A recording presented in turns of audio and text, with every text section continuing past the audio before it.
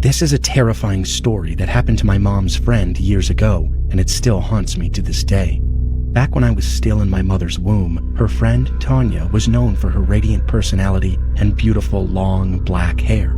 She lived close to a big towering tree where crows often made their nests. Every afternoon when it was time to eat, Tanya would sit by her open window, enjoying her meal as the hot summer breeze drifted in. But one day, something changed. A crow landed on the windowsill and just watched her. Its eyes locked onto hers, unmoving. She thought it was hungry, so she started feeding it, and that turned into something she did every day.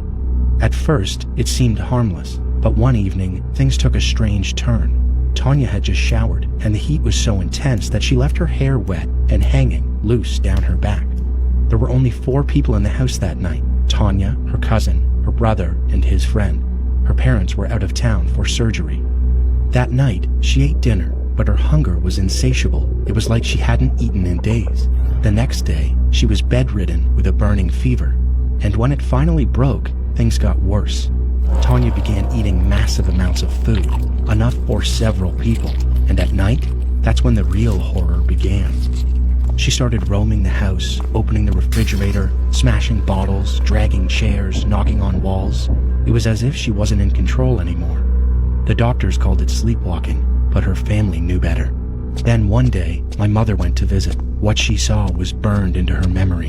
7 or 8 people were inside Tanya's bedroom, desperately trying to hold her down. She was thrashing with such strength they could barely manage her. That was the last time my mother dared to interfere. Eventually, Tanya was brought to a priest. He placed his hands on her shoulders and began praying. As he did, a deep, guttural voice erupted from her mouth. He asked, "How many of you are in there?" And that voice replied, 7. There are 7 of us inside her. The priest was horrified. "Why did you enter her?" The voice answered, She cared for us. She fed us. We're taking her to the underworld. That's when he realized the truth. The crows weren't just birds. They were spirits. And when she laughed, when her long, wet hair hung down her back, that's when they took their chance. The ghosts warned the priest Tanya would never marry, never have children, and if she tried, tragedy would follow. The priest threatened them. He prayed with power, and in time, they left. Before Tanya went home, he gave her a protective object and warned her, "Never lose this. Never take it off," he said. Years passed. Tanya married. In 2014, she became pregnant but lost the baby. Again in 2018, and once more in 2022. Every time, a miscarriage. In the end, they gave up and adopted a child. But even now, they do not live in peace. I sincerely hope nothing more happens to Tanya, but some things, they never let go. This story might not be the scariest you've ever heard, but even now, it still gives me chills. It happened when I was just a kindergartner. My school was a 2-story building, and on this particular day, this happened during recess. My friends and I had just finished eating snacks we'd bought from the canteen, and we ran out to play on the playground. But after a while, we got bored and decided to play hide and seek. It was the last round of the game, and one of my friends suggested we go up the left side stairs of the building to hide. But once we got there, everyone chickened out. They said it was too creepy. But I wasn't scared, so I decided to go up alone. I made my way up the stairs, and at the top, there was just one door. As the seekers started counting down, 10, 9, 8, I turned the doorknob, opened the door inward, and stepped inside. The room was dusty, like it hadn't been touched in years. Chairs were scattered and tipped over, and cobwebs hung in the corners. I sat down in a spot near the door, crouched low, and scanned the room. That's when I noticed it. Red splatters on the walls, dripping. It smelled awful, like something rotting under layers of dust. There was a blackboard at the front of the room, and on it were smudged handprints, streaked in the same red color. It should have been a red flag, but at the time, I thought it was just old paint, so I stayed. A few minutes passed. It was quiet, almost too quiet. Then I heard it, a noise from the closet. A thump, a shift, a rustle. I froze in fear, but I was just a kid. I didn't want to find out what it was. so I just ran out of the room and found my friends. I was happy I'd won the game. They hadn't found me, and soon recess was over. Back in class, one of my friends leaned over and asked me where I had been hiding. She said they had been calling my name over and over, but I never answered. I told her I was hiding upstairs, in that room on the left side of the building. She looked at me like I was crazy. Then she said something that haunted me for a very long time. She said, "That room's been locked for years." Apparently, the key was lost a long time ago, and no one ever found it. Everyone who tried that door said it was always locked. So, how did I open it? How did I walk right in without a key? And those noises in the closet? What was inside that room with me? And the handprints? Looking back now, they didn't look like paint. They looked like blood. Hi, I'm Jess. I'm 17 now, but I was 15 when this happened. We had just moved to Siquijor, an island in the Philippines, known for its witches and strange, unsettling happenings. My mom had warned me about its reputation, but nothing could have prepared me for what I experienced. When we arrived, there were only 4 other houses nearby, scattered along a lonely road. We settled in quickly. A few months passed without incident until one night I noticed something very strange. One of our neighbor's dogs was sitting perfectly still in the middle of the road, staring into the darkness to the right. It was midnight, and he looked like he was waiting for something or someone. Every now and then, he would bark into the night, a low, fearful bark. I looked around, expecting to see someone walking down the road, but there was no one. I checked on my own dog too, curious if he sensed anything unusual, but he was sound asleep, curled up peacefully.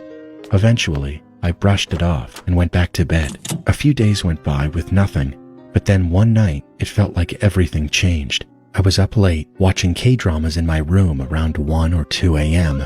when I heard a loud scream, a distant, desperate cry for help. At first, I thought it was just a neighbor having a bad dream, but as I sat on my bed, glued to the screen, I felt it. Someone walking outside the house. When I looked toward the window, I noticed the motion sensor light outside kept flickering on and off, but no one was there. I tried to reason with myself. Maybe it was just the wind or a branch blowing past the sensor. But deep down, I felt that something was wrong. Then I heard the voice again, closer this time. It was low, almost a whisper, impossible to tell if it belonged to a man or a woman. Panic crept into my chest. My dog, who had been silent, suddenly began barking. Soft at first, almost confused, like he didn't understand why he was the only one reacting. None of the other dogs in the neighborhood made a sound. Terrified, I grabbed my phone and used the flashlight to check on my mom and sister, who were fast asleep in the living room. I thought about waking my mom up, but I knew she would dismiss it and tell me to go back to bed. Instead, I checked the back door to see if my dog was okay. He looked different, stiff, his tail low, ears pinned back, staring into the empty road. I followed his gaze. The road was deserted. There was only a single streetlight barely illuminating the dense darkness beyond. All the neighbors' houses were pitch black, no lights on, no sounds. I was the only one awake, the only one hearing that chilling call for help. I barely slept that night, lying frozen in bed until morning. When the sun finally rose, I realized I must have dozed off at some point. I rushed to find my mom and told her everything. As I finished my story, her face paled. She told me that her aunt had called earlier that morning with devastating news. One of my mom's cousins had passed away that night from a sudden heart attack. The same night, I heard the voice calling for help. My mom believed it was her cousin's spirit, lost, confused, still clinging to life, and that the cries I heard were her soul pleading for help, unable to accept what had happened. Since that night, nothing like that has ever happened again, but I still wonder, what was it that I actually heard that night? Growing up in India, we moved around a lot because of my father's job. At one point, we settled into a new house, a small place with only 2 rooms and a tiny veranda at the back. The veranda connected directly to the road, so anyone walking by could easily access it. Soon after moving in, we hired a housekeeper. At first, everything seemed normal, but after a while, she started acting very strange. One day, my mother went into the bathroom to grab something and caught the housekeeper doing something odd near the toilet. When my mother asked her what she was doing, she quickly said she was cleaning, but my mother was sure that she wasn't.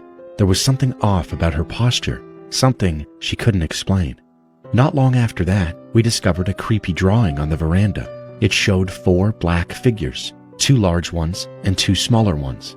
Clearly, it represented our family, my parents, my sister, and me. My mother, furious and alarmed, grabbed a bucket of water and washed the strange drawing away. But almost immediately after that, random chance injuries and accidents started happening to us. Both my parents caught chickenpox. My sister fell off a swing and got a deep gash across her face, and my leg, as I'm pretty short, got caught in the spokes of a bicycle wheel. We began to grow very suspicious of our housekeeper. We were convinced that the housekeeper was somehow involved. My parents decided to fire her and send her away. But the story doesn't end there. One night, as I was lying in bed, I saw something that made my blood run cold. A woman with a long ponytail that looked exactly like the housekeeper's hair poked her head out from the hallway near the living room and just stared at me. I was so terrified that I sprinted to the bedroom without even looking back. A few days later, we found out that the housekeeper's husband had been in an accident and broken his leg. And her children? They were constantly falling sick after she left our home. We wasted no time. We moved out of that horrible house as quickly as we could. After we left, things definitely got better. But even today, I wonder, what exactly did the housekeeper do?